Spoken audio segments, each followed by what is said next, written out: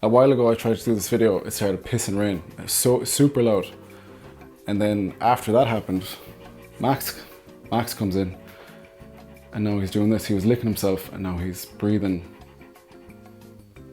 unnecessarily heavy. Why are you breathing so heavy? You want to leave, don't you? All right, let's let Max out. I'm gonna get all of Max's hairs over my white t-shirt now. Let's go. Bye, Felicia. Okay, Max is gone and it's not raining. We have silence. I'm in focus. My t-shirt is my t-shirt needs an iron and I look okay. I think I'm pretty enough for camera today. So we can get on with the video. Welcome back to the YouTube channel that I post so infrequently on. Who am I? I'm the son of a proud mother and a disappointed father. Just kidding. My mother is not proud of me. Who am I? Jokes aside, I'm really nobody. I'm a personal trainer. I've been a personal trainer for the last 8 years. I've been a bodybuilder, you could say. I've competed twice and I'm a lover of lifting and I base my training around hypertrophy. I've been doing that for 13 years. We are here to discuss training and more specifically exercise selection. And I'm going to talk about something that's probably been brewing for a long time. I've seen videos in the last, I'd say going back 3-4 years now. I've seen certain videos that have been popping up on social media and people bashing exercises, saying stop doing this, do this instead. And I've seen videos comparing training now versus training back in the 2000s. And usually it's like more traditional methods being pitted against the more newer science-based approach to lifting. So we're going to get into all that today. Sorry. We are going to get into all that today, if I can allow myself to speak English properly. It is in fact my first language. And we're gonna try and figure out, have we got training wrong? And recognize I'm no expert. I'm just a dude disguised. I'm a dude playing a dude disguised as another dude. What? Okay, before I get into any of these videos, I'm gonna look at these videos individually, give my hot take on them. We're living in an age where people want a lot of attention and social media amplifies divisiveness. That's the type of content that does really well on social media, is people in camps going against each other, going at each other in the comment section. People are getting triggered, feelings are getting hurt, and these are the videos that you're more likely to see. People with a more nuanced stance on something, who are willing to see things not very black and white, they tend to not be the most enjoyable videos to watch, the most entertaining. And we have to remember, social media is for entertainment. So if you're trying to provide useful, educational content, a lot of the time people don't give a shit. They want drama. There are people who do social media really well. There are people who know this about social media. They know they need to hold attention, switch up the camera angles, say things that are going to spark controversy, say things that are going to have people triggered. And we just have, like, this is the world of social media. It is what it is. So my point is, people are very good at social media and they can amass a huge following and they can build their brand up without being the most credible source when it comes to information, whether it be intentional or not. A lot of content that's out there today, there's a lot of misinformation. There's a lot of people selling bullshit. There's a lot of people who want to stand out. That's why these guys are doing the type of content they're doing. And in one way, I can't blame them. And who am I? They have some of these guys have huge followings and they've built their following from doing this type of content.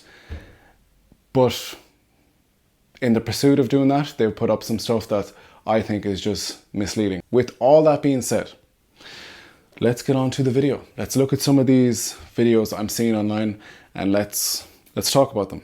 Let's talk, have we got training wrong? Who's right, who's wrong? Which camp should you be in? Let's get into it. Okay, the first video I'm looking at is lateral raises in the 2000s versus lateral raises today. And in this video, you're seeing Olympian level bodybuilders getting it on, getting it in, getting a tough workout in. You can tell they're pushing really hard. There's Ronnie Coleman. Yeah, buddy. An absolute freak of a man. And then it goes to its fourth one, and it goes to lateral raise nowadays. And it's a dude performing a cuffed lateral raise, and he's putting no effort into it. Okay, you can tell by my response that this video, I think it's funny. And I know myself, I have to put my own personal bias aside. I'm leaning more towards the point this person is trying to make in this video. The point he's trying to make in this video is that we used to do basic movements and we used to train really hard, and now we're doing stuff more where it's more like you have the cuffs, you have the cables, you have more stability, it's more optimal on paper, but there's very little effort going into it. Is he correct or is he wrong? Let's look at the comment section. I think the comments actually do a great job of calling out a lot of bullshit in this video. We have, because we learned more about physiology. Great point. As time goes on, we're going to evolve, we're going to learn better ways of doing things. So we have to have an open mind when it comes to training as well. Yes, we have the basics, but just because the basics have been around for a long time, they've stood the test of time, we still do them, they work. Does that mean there isn't better alternatives? No, I'm trying to stay very neutral here. But that's true, we should have an open mind as time progresses, because men want to be smaller and delicate. No. This comment raises a good point. Imagine using the top 1% genetics combined with an unhealthy amount of tren for a reference. Okay, this is a very valid point. These are clips of the best bodybuilders from that era who would have been taking steroids and had the best genetics. So does that mean we disregard the way they trained and the advice they give? No. But we have to take that into consideration. Yes, let's use genetic specimens on countless gear to justify my point. Okay, we touched on that. Okay, this dude, he is kind of taking the stance I'm going to take with this video. There's nothing wrong with both variations. The dumbbell one challenges the delts in the more shortened position, and the cable variation is a good idea to challenge the delts in a more stretched position. Doing them both is smart and optimal. Just because an ex-Olympian did something doesn't mean it's 1000% effective. He sums up my take on this video. A lot of the time I see, don't do this exercise, do this instead. It's not a false dichotomy. You don't need to pick one over the other, and usually doing both is a smart choice for if you want optimal results. That's a great stance to take on this, and he's absolutely right. The dumbbell lateral raise doesn't challenge the delts down here, but it does up here, and the cable does challenge the delts more down here, and that's why doing both is a good strategy to do. So great comment, Salman, very useful. You will never see this video. What else have we got? Anything else? Let people train how they want. That's a point I was going to bring up today. Because we understand biomechanics. True, again, that comes back to the first comment, where we need to be open that we're learning more information, there's more research being done, and we have to have an open mind and not be stuck in our ways. I think this video was made in pushback to a lot of videos that say, stop doing this exercise and do this instead, which I understand because I see these types of videos as well and they piss me off because it's not one or the other. Yes, it's more optimal on paper. However, it doesn't mean that this basic exercise that you're shitting on is a bad exercise. And my problem with optimal, there are certainly exercises that you're better off doing that provide a bigger bang for your buck. However, what's optimal? It's not a one-size-fits-all approach. Like what's optimal doesn't take into consideration what's fun, which one of the comments brought up there, let people train how they want. You have to factor in what exercise you enjoy doing, because let's say the cable lateral raise with cuffs is more optimal, but someone doesn't enjoy doing it. They enjoy doing dumbbells instead. Well then, do the dumbbells. You're more likely to stick to it, which means you're more likely to progress on it. You're more likely to see results. What's optimal doesn't take into consideration the equipment that is available to someone. If you're saying that dumbbell lateral raise is a shit exercise and the cuffed cable lateral raise is better, what if someone's gym doesn't have cuffs or have a cable stack? What if someone is training at home and they don't have this equipment available? Then you're pretty much saying, well, what you're doing is shit and you're fucked. So sometimes optimal isn't always optimal. It's case by case and it doesn't take into consideration those things. One thing I'll add to this video that's something you should take away from ex-Olympians, guys who trained back in the 2000s, look at their faces. Look how hard they're training. They're definitely training close to failure or to failure. You can see it in their face, they're super uncomfortable. And a very famous quote from the man himself, Ronnie Coleman, is everybody wants to be a bodybuilder, but don't nobody want to lift no heavy ass weights. Regardless of the style of training you like or choose to do, whichever one it is, if it's a combination of both, you need to train hard.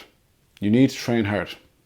End of. You need to train close to failure. Doing the dumbbell lateral raise to grow your lats, you're going to have as much fun as using sandpaper to masturbate. So my problem with this is his advice isn't terrible. He's offering up a good exercise, more optimal on paper, but the dumbbell row is a good exercise, and saying you're going to have as much fun trying to grow your lats as using sandpaper to masturbate is just outright, like, that's bullshit. That's just wrong. My take on an account like his and many others like his, I think it's very easy to become an online coach and not know very much or have a lot of experience, because it's common knowledge that, you know, you need to be in a calorie deficit, and everybody's regurgitating that you need to be in a calorie deficit and you don't need to restrict certain food groups. So if you build your content around that and you do videos like this, you'll build up a following and you'll help people lose weight. Because like, training doesn't really matter when it comes to weight loss, because the most important thing is that you control the amount of calories that are coming into your gob. And once you understand that, you lose weight. But building muscle, when it comes to building muscle, then you need to know what you're talking about when it comes to training. And I don't think a lot of these people understand training very much. They think they do, but I don't think they do. I don't think they know much when it comes to training hard, programming, how to structure a session. I'm going out on a limb here and saying they're not very educated in that sense. And they don't need to be if they're mainly selling weight loss. But if you're going to put up exercises then, talking about exercise selection, and then bashing one exercise when you haven't a clue what you're talking about, then I think you need to sit down and know your place. Stick to videos on fat loss and weight management, but leave the training alone if you don't know, if you're not educated in it, if you don't have much experience in it, and you're going to spout bullshit like that. So there are plenty of videos like this one online. I've seen them, you've seen them. I'm not going to get into them all. What I'm going to talk about next is, what does the science actually say when it comes to training for muscle growth? You need to train close to failure. You need to train with enough volume. So you need to do enough sets as well as train close to failure to stimulate muscle growth. It's a good idea to train with a full range of motion, especially training muscles when they're fully stretched. You need to rest in between sets in order to do another productive set, and you need to apply progressive overload to your training. You need to be doing a little bit more over time, not necessarily session to session, but over time you should be seeing an increase in your performance in the gym. That's what the science says on training. That's what you need to apply to your training, whether you're doing a lot of the evidence-based style of training, whether you're doing the more standard, traditional style, the basics. But honestly, my take is that you should do both. Don't be in either or camp. It's very silly. Have your own opinions, do your own research, try exercises and see, do they work for you? Do they not? And give them enough time so that, one, you can learn the technique, and you give it enough time so you can actually see progress with that movement. Don't be just like taking these guys' word for it and switching out exercises, abandon exercise you were doing without giving them a chance to see if you grow or not. Aside from that, when it comes to social media, is it the most reliable source of information? Sometimes yes, sometimes no. Be careful of people who speak in absolutes and who contradict themselves, because I find a lot of this content, they change their stance on things quite frequently. They'll say this exercise is bad, I didn't grow much muscle from it. A few weeks later, they'll be doing a video demonstration on how to do that exercise. But it's like, why would you even do a video demo on that exercise when you were bashing it a few weeks ago? Huh?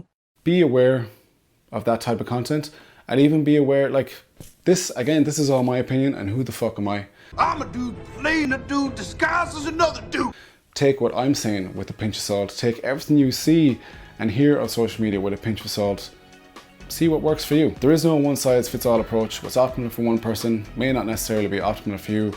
Factor in what you enjoy doing and apply what the science says. Train close to failure, progressive overload, train with enough volume, yada yada yada. That's it for the video. Hope you learned something today and have a good one.